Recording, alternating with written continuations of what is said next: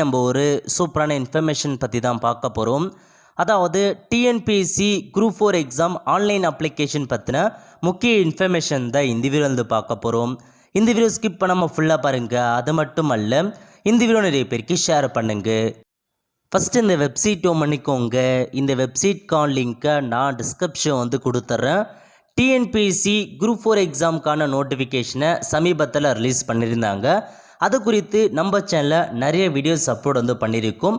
இப்போது TNPSC group 4 exam apply பண்ணுறதுக்கான கடைசி தேதி வந்து 28/2/2024 கொடுத்துருக்காங்க. ஸோ அதுக்குள்ளே நீங்கள் ஆன்லைன் மூலமாக அப்ளை வந்து பண்ணிக்கோங்க. இன்னும் 2 டேஸ் தான் வந்து டைம் கொடுத்துருக்காங்க.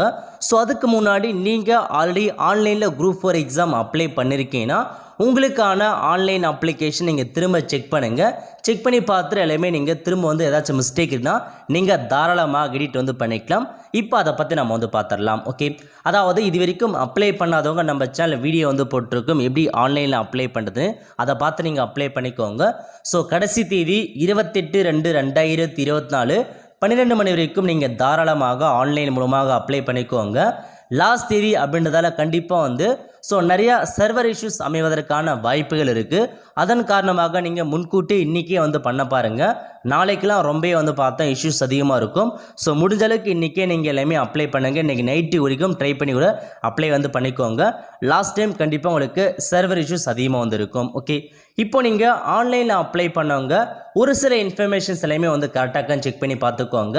இப்போ அது எந்தமான இன்ஃபர்மேஷன் அதை பற்றி நான் வந்து பார்க்கலாம். ஓகே, ஸோ ஹோம் பேஜ் போயிடுங்க. இதில் கீழே கொடுத்துருக்காங்க பாருங்கள், அப்ளை ஆன்லைன்னு. இந்த ஆப்ஷன்ஸ் நீங்கள் வந்து கிளிக் பண்ணால் போதும்.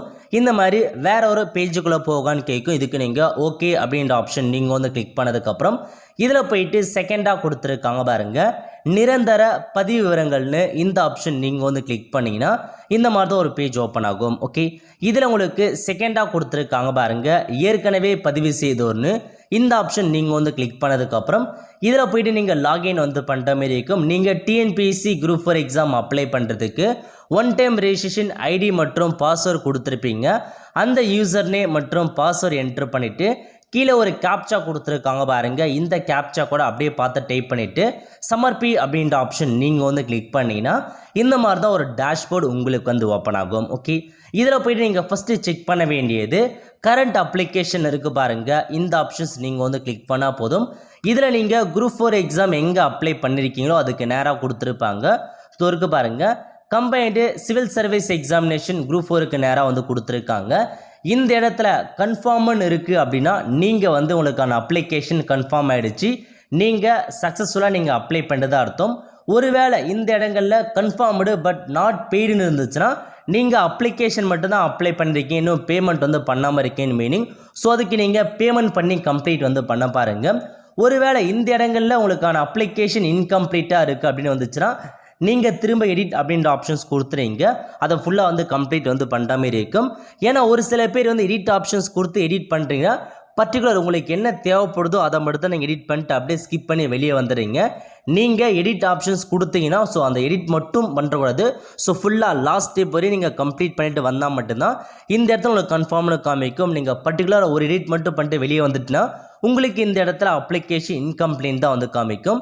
எடிட் பட் அப்ளிகேஷன் இன்கம்ப்ளீட் அந்த மாதிரி தான் உங்களுக்கு வந்து ஷோகும். அந்த மாதிரி இருக்க சொல்ல அகைன் நீங்கள் எடிட் ஆப்ஷன்ஸ் கிளிக் பண்ணி ஃபுல்லாக நீங்கள் கம்ப்ளீட் பண்ணால் மட்டும்தான் இந்த இடத்துல உங்களுக்கு கன்ஃபார்ம்ட் ஆகும். நல்லா ஞாபகம் வச்சுக்கோங்க, இந்த கன்ஃபார்ம்டு அப்படின்ற ஆப்ஷன்ஸ் வந்தால் மட்டும்தான் உங்களுக்கான அப்ளிகேஷன் நீங்கள் ஃபுல்லாக வந்து கம்ப்ளீட் பண்ணிக்கின்றது மீனிங். அதை நீங்கள் செக் பண்ணி பார்த்துட்டு அப்படியே விட்டுருங்க. கண்டிப்பாக இதை நீங்கள் மறக்காமல் செக் பண்ணிக்கோங்க. ஏன்னா கன்ஃபார்ம் இருந்தால் மட்டும்தான் அப்ளிகேஷன் சப்மிட் ஆனதாக அர்த்தம். நீங்கள் ஒருவேளை இன்கம்ப்ளீட்டாக இருக்குன்னா நீங்கள் திரும்ப ஃபுல்லாக வந்து கம்ப்ளீட் பண்ண பாருங்கள். ஓகே, அதுக்கடுத்து நீங்கள் முக்கியமாக இன்ஃபர்மேஷன்ஸ் பார்க்க வேண்டியது வியூன்னு இருக்குது பாருங்கள். இந்த ஆப்ஷன்ஸை நீங்கள் வந்து கிளிக் பண்ணிக்கோங்க. கிளிக் பண்ணிட்டு உங்கள் அப்ளிகேஷன் ஃபார்ம் வந்து ஓப்பன் ஆகும். இதில் போயிட்டு எல்லாமே நீங்கள் கரெக்டாக இருக்கான்னு செக் பண்ணி பார்த்துக்கோங்க. நீங்கள் எந்த பதவி அப்ளை பண்ணியிருக்கீங்க, நீங்கள் கரெக்டான பதவி தான் அப்ளை பண்ணியிருக்கீங்களா, இல்லை நீங்கள் வேறு எக்ஸ்ட்ரா பதவி அப்ளை பண்ணுறதா இருந்தாலும் நீங்கள் எடிட் ஆப்ஷன்ஸ் கொடுத்து இப்போ நீங்கள் புதுசாக வந்து பார்த்தா எடிட் பண்ணி திரும்ப அந்த போஸ்ட் நீங்கள் ஆட் பண்ணிக்கலாம். ஏன்னா குரூப் 4 பொறுத்த வரைக்கும் பல்வேறு பதவிகள் வந்து கொடுத்துருக்காங்க. ஏன்னா ஃபாரஸ்ட் கார்டு, ஃபாரஸ்ட் வாட்சர் பதவி இருக்குது. அதில் நிறைய பேர் கன்ஃபியூஷன் இருக்கும்.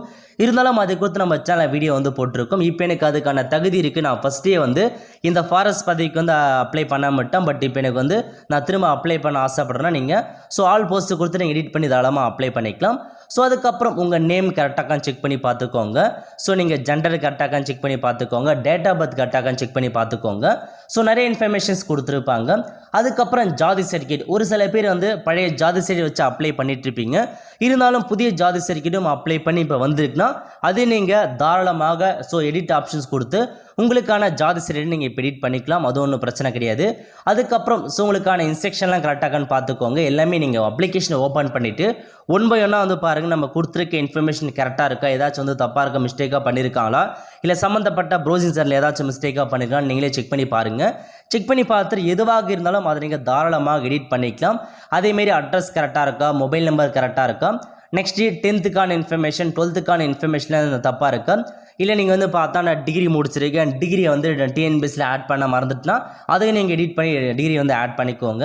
இந்த மாதிரி டைப் ரைட்டிங் முடித்தவங்க முடிக்காதவங்க நீங்கள் ஏதாச்சும் மிஸ்டேக் பண்ணியிருக்கீங்கன்னா நீங்கள் தாராளமாக எடிட் வந்து பண்ண பாருங்கள். ஓகே, ஸோ இந்த மாதிரி ஃபஸ்ட்டு அப்ளிகேஷனை கரெக்டாக நீங்கள் வியூ பண்ணுங்கள். வியூ பண்ணி பார்த்துட்டு ஏதாச்சும் மிஸ்டேக் இருக்குன்னா நீங்கள் தாராளமாக எடிட் பண்ணிக்கலாம். ஸோ டேஷ்போர்டில் போயிட்டு அகைன் கரண்ட் ப்ரொஃபைல் அப்ளிகேஷனில் போயிடுங்க. ஸோ போயிட்டு அப்படியே கீழே வந்தால் எடிட்னு இருக்குது பாருங்கள். இந்த ஆப்ஷன்ஸை நீங்கள் வந்து கிளிக் பண்ணி திரும்ப உங்களுக்கான அப்ளிகேஷன்ஸை தாராளமாக நீங்கள் எடிட் பண்ணிக்கலாம். ஏன்னா ஒரு சில பேர் வந்து பிஎஸ்டிஎம்க்கு அப்ளை பண்ணியிருப்பீங்க, இன்னும் அது வரத்துக்கு லேட்டாக காரணத்தால் நீங்கள் அப்படியே அப்ளை பண்ணிட்டு இருப்பீங்க குரூப் 4 எக்ஸாமுக்கு. இப்போ உங்களுக்கான பிஎஸ்டிஎம் வந்திருக்கும். அதுக்கு நீங்கள் எடிட் அப்படின்ற ஆப்ஷன்ஸை நீங்கள் வந்து கிளிக் பண்ணி உங்களுக்கான பிஎஸ்டிஎம் நீங்கள் தாராளமாக ஆட் பண்ணிக்கலாம். எடிட் பண்ணுறதுக்கான டைமிங்கை பொறுத்த வரைக்கும் உங்களுக்கு எப்போ எடிட் பண்ணலான்னா 28/2/2024 வரைக்கும் நீங்கள் எடிட் பண்ணலாம். அது மட்டும் இல்லாமல் எக்ஸ்ட்ராவாக உங்களுக்கு டைம் கொடுத்துருக்காங்க பாருங்கள். 4/3/2024 6/3/2024 12 மணி வரைக்கும் உங்களுக்கான அப்ளிகேஷனில் நீங்கள் எடிட் பண்ணிக்கலாம். அதுக்கான டைம் கொடுக்குறாங்க. ஸோ 6/3/2024 அதுக்குள்ளே உங்களுக்கான ஆன்லைன் அப்ளிகேஷனில் தாராளமாக நீங்கள் எடிட் பண்ணிக்கலாம். ஸோ அது வரைக்கும் நீங்கள் தாராளமாக வந்து வெயிட் பண்ணி பொறுமையாக பண்ணுங்கள். பட் ஆன்லைன் அப்ளிகேஷன் கம்ப்ளீட் பண்ணுறது கடைசி தேதி 28/2/2024. அதுக்குள்ளே நீங்கள் அப்ளிகேஷனை ஃபுல்லாக கம்ப்ளீட் பண்ணிடுங்க. அதுக்கப்புறம் கண்டிப்பாக உங்களால் கம்ப்ளீட் பண்ண முடியாது. அப்ளிகேஷன் எடிட் பண்ணுறது மட்டும் 6/3/2024 வரைக்கும் உங்களுக்கான டைம் கொடுத்துருக்காங்க. ஸோ அதுக்குள்ளே நீங்கள் தாராளமாக எடிட் பண்ணிக்கோங்க. ஓகே, ஸோ இதான் உங்களுக்கான முக்கியமான இன்ஃபர்மேஷன். எப்படி ஆன்லைன் மூலமாக எடிட் பண்ணுறது நம்ம சேனலில் வீடியோ போட்டிருக்கோம். அதுக்கான லிங்க்கை நான் டிஸ்கிரிப்ஷன் வந்து கொடுத்துட்றேன். அதை பார்த்து நீங்கள் உங்களுக்கான அப்ளிகேஷனை எடிட் பண்ணிக்கோங்க. அதுக்கப்புறம் நிறைய பேர் வியூ டாக்குமெண்ட்ஸ் கொடுக்குறீங்க. நீங்கள் வியூ டாக்குமெண்ட்ஸ் கொடுக்க வேண்டிய அவசியமே தேவையில்லை. ஏன்னா டிஎன்பிஎஸ்சி குரூப் 4 எக்ஸாமினேஷனை பொறுத்த வரைக்கும் நீங்கள் ஆன்லைன் மூலமாக டாக்குமெண்ட்ஸ் அப்லோட் பண்ண வேண்டிய அவசியமும் இல்லை. டாக்குமெண்ட் அப்லோட் பண்ணுறதுக்கான ஆப்ஷன்ஸும் வந்து காமிக்கல.